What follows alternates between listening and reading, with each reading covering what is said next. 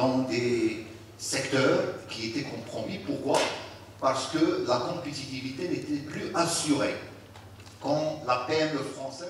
C'est un forum organisé par le club des chefs d'entreprise Maroc-France, sous l'égide de la CGM et du MEDEF. Et nous avons profité donc de la réunion de haut niveau entre les deux gouvernements, marocains et français, pour le tenir en présence de 400 opérateurs économiques des deux bords, marocains et français. Et le thème qui a été choisi par le club des chefs d'entreprise pour ce forum porte sur trois axes éminemment stratégiques pour le Maroc, pour la France, mais aussi pour le continent africain. Le premier thème concerne les villes durables face à l'explosion démographique que connaît le continent africain. Comme vous le savez, il y a 24 millions d'habitants qui viendront renforcer les villes africaines, et ce sur les 20 années à venir. Donc, d'où un besoin immense en investissement, en infrastructure, en connectivité, transport, traitement de déchets, distribution d'eau et d'électricité. Donc, c'est autant d'opportunités pour les entreprises des deux bords. Deuxième axe, thème retenu au niveau de ce forum, c'est l'agro-industrie.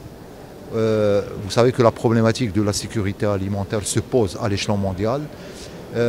Pour vous donner deux chiffres, le continent africain importe pour ses besoins alimentaires aujourd'hui 35 milliards d'euros par an, et les prévisions à horizon 2030 porteront sur 110 milliards d'importations de nourriture par an, alors que, paradoxalement, le continent africain dispose de 65% de terres arables. L'Afrique peut devenir le grenier du monde. Et à ce titre, compte tenu du savoir-faire de la France et du Maroc, que ce soit au niveau de l'amont agricole, parce que l'expérience Plan Maroc Vert a donné ses résultats, et même le Maroc est sollicité à ce niveau-là par les pays africains. Et nos amis français sont conscients de cette initiative, et compte tenu de leur expertise, de leur savoir-faire en la matière, ça peut présenter des opportunités très intéressantes aux entreprises des deux bords.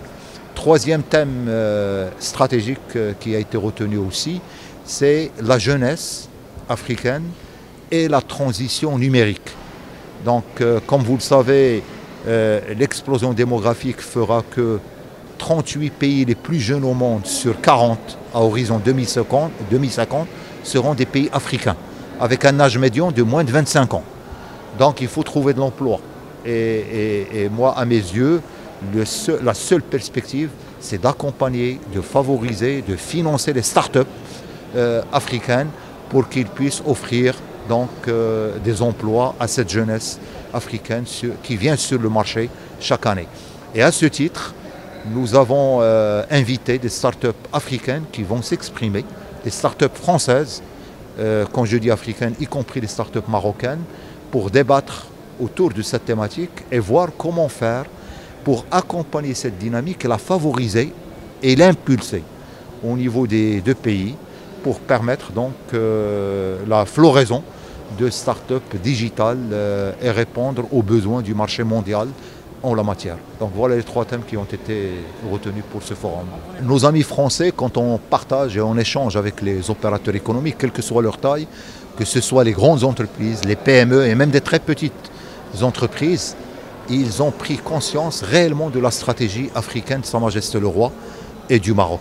Donc ils sont convaincus que c'est une réalité qui touche le citoyen africain dans ses besoins quotidiens, à travers des investissements concrets et qui impactent la vie du citoyen africain.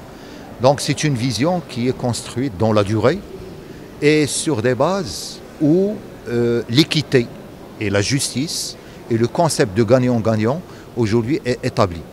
Et je crois que le Maroc est en pole position aujourd'hui pour attirer des PME françaises, des entreprises intermédiaires françaises à s'ouvrir sur l'Afrique compte tenu de cette proximité culturelle, économique, sociétale entre le Maroc et les pays d'Afrique subsaharienne. Aujourd'hui, nos amis français, ils sont conscients de cette position du Maroc et ils soulignent la stabilité sociale et politique du Maroc qui est une condition nécessaire pour conforter la confiance et permettre l'investissement.